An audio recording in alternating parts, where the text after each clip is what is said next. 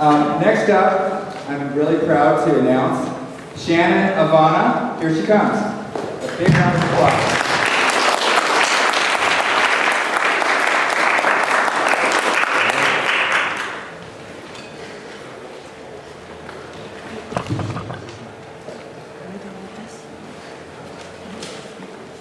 Welcome to 5 Strategies to Optimize Your Mind. I'm Shannon Avana. Hey, thank you for having me here, and thank you Bulletproof and all of the other sponsors for supporting this event. If your goal is to live forever, start by being as healthy as possible and extending and optimizing your life now to give you the best chance of making it to singularity. I've spent most of my life procrastinatious. For a period of about 10 years, I tried repeatedly talking to counselors, therapists, psychiatrists, and coaches without a whole lot in the way of results. I was embarrassed at how I grew up, being told I was talented and appeared to have everything needed to live a great life, and yet how I could barely even take care of myself by my standards. I felt bad more often than not. Toward the end of that period, long after I had given up, I started finding what actually worked. And at this point, I truly enjoy living. I wake up happy, I'm very productive, and I'm glad to be alive and that my past self stuck it out to get me to where I am today. Since making the transition myself, I've helped many, many people make the same sorts of transitions in a very short period of time. I've now broadened my practice from working with individual clients to doing teleseminars, live talks, and I'm writing a book. This talk is about how to increase your productivity and your output, especially for those who have difficulty with anxiety or depression. What are anxiety and depression? Typical symptoms of anxiety. Typical symptoms of anxiety include confusion about what to do when, high stress levels, difficulty sleeping, fear of doing the wrong thing, difficulty focusing, difficulty meeting the demands of day-to-day life. Some typical symptoms of depression include sleeping 9 to 13 hours a night, going to bed late and getting up late, seeing life as a never-ending chore, and feeling little to no pleasure. Also lack of motivation to do even the basic things in life. While I mostly work with people who are on the more extreme end of having symptoms of anxiety and depression, almost everyone can improve their lives from the sorts of techniques that I use with these people.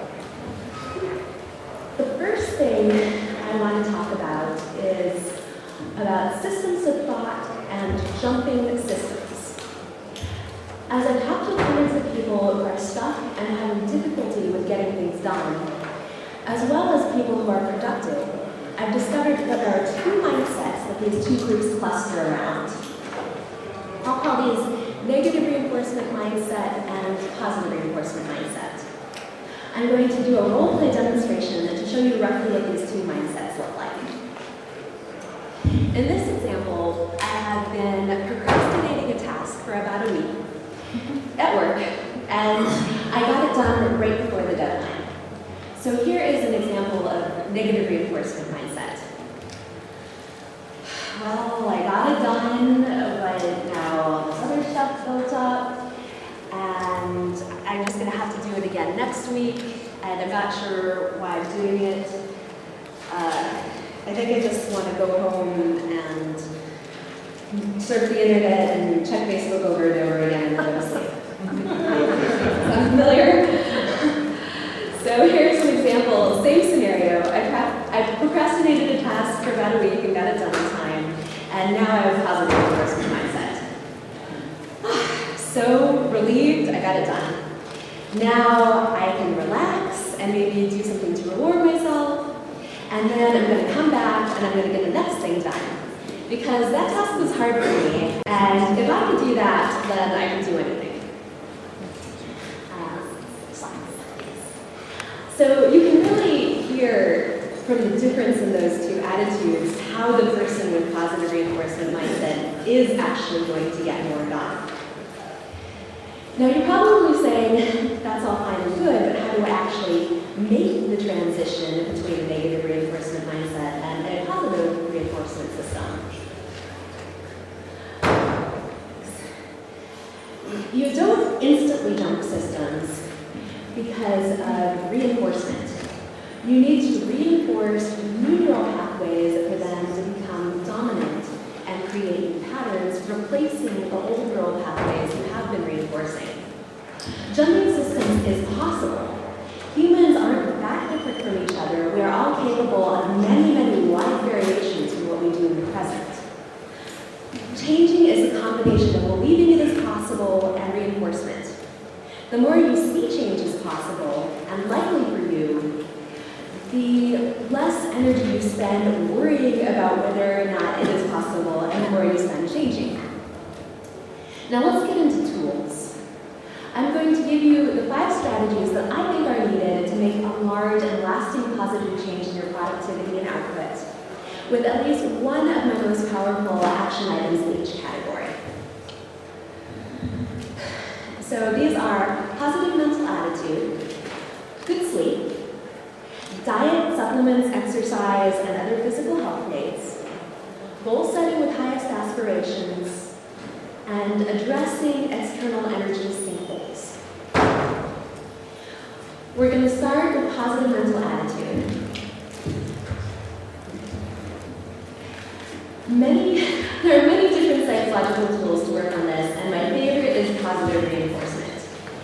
Most people are familiar with Pavlov's experiment, but just in case there's anyone who's not, he ran this famous experiment with a dog and a bell and food, where the dog would salivate when it saw food. So he started ringing the bell when he brought the food, and eventually the dog would salivate just to the sound of the bell. So that's an example of reinforcement. And positive reinforcement is when you're doing it making a positive association through reinforcement. And the classic way to do this is through animal training.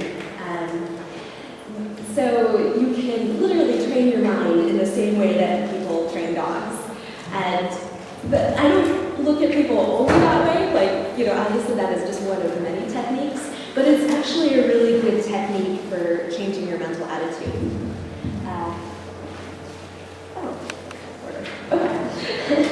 So I think my disclaimer slide was shown earlier. So I just wanted to disclaim that, I am not a dietitian or a doctor, so all of my advice on diet and sleep, please verify for yourself and do your own research. I've done a lot of research, but, have to put that out there. And also I wanted to disclaim that I am not affiliated with any of the websites and books that I'm suggesting.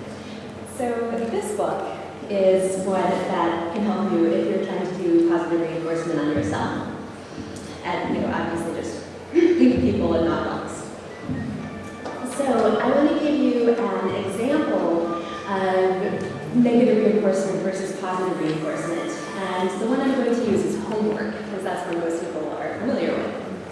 So if you have a negative reinforcement system and you're looking at homework, and you're the sort of person who doesn't particularly enjoy it, first you are going to develop a negative association with doing homework, and you're going to feel aversion. You're going to feel a little bad just when you start thinking about doing homework. Then every time you pull out your textbook, you're going to start feeling a little bad. And then every time you start thinking about homework, you'll start feeling a little bad. And then it just becomes difficult to do. So if you're going to rewrite this with a positive reinforcement system, then you want to start changing your mental patterns to feel good every time you think about doing homework. And then feel good every time you think about pulling out your textbook. And eventually you can feel good about actually doing the homework. And then from there, it's just a short step to going from doing some homework that's low quality to higher quality homework where you're actually happy with what you're doing. So when people are using a negative reinforcement system, people often think they are being realistic. But ultimately, by taking this attitude, they are creating a smaller pie for themselves, and thus they are only being realistic within the context that they are creating, and they are actually walking away with less than they would in a positive reinforcement scenario.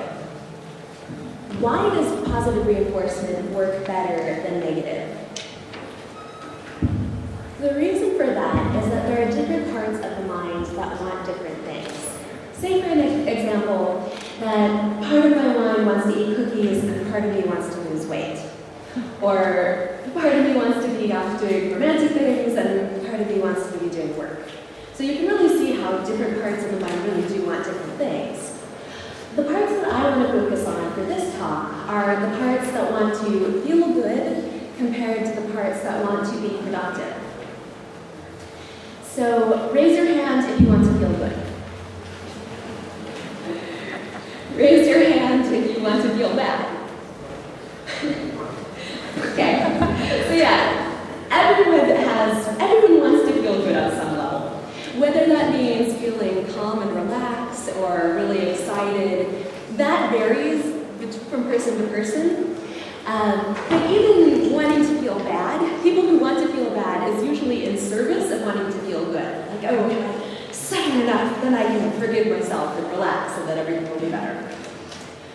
So what happens when you use a negative reinforcement system to make yourself more productive is that the part of your mind that wants to feel good isn't getting its needs met. And after a while, it gets tired of this and it hijacks your system. So a typical example of this happening is when you say, you know you want to be working on your thesis, and yet you find yourself going out and drinking with your friends, and you don't know why. That's an example of the part that wants to feel good hijacking the part that wants to be productive.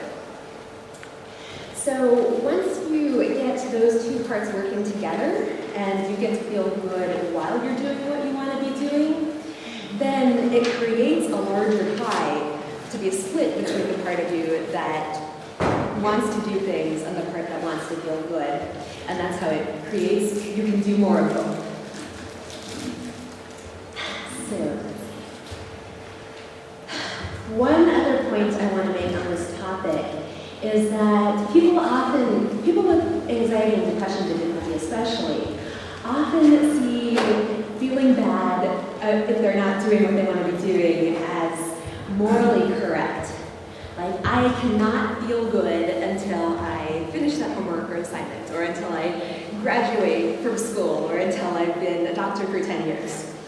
And what I consider this to be is reward-driven behavior. And reward-driven behavior makes sense. It's a reasonable way to motivate yourself, just doesn't work as well. So reward-driven behavior is where you have the carrot out here and you're working toward it, and you don't get to feel good until you get to the carrot. And to contrast that, to make the distinction between that and positive reinforcement, reinforcement is where you have non-judgment about where you are now. Where you are is where you are, who cares? And then you are incrementally moving in the direction that you want to be moving, and each step in the direction you want to move is something to celebrate and reinforce. So how do I do positive reinforcement? There are two methods. There's a specific and general. Specific is the type that Pavlov used with the dog. That's where you use neurons that fire together, wire together. So say the specific task I want to reinforce in this case is doing the dishes more. So if I do that, then I will pick something that's instant to reward myself. I'll go over some examples of that in a second. And then every time I do the dishes, I do my reward.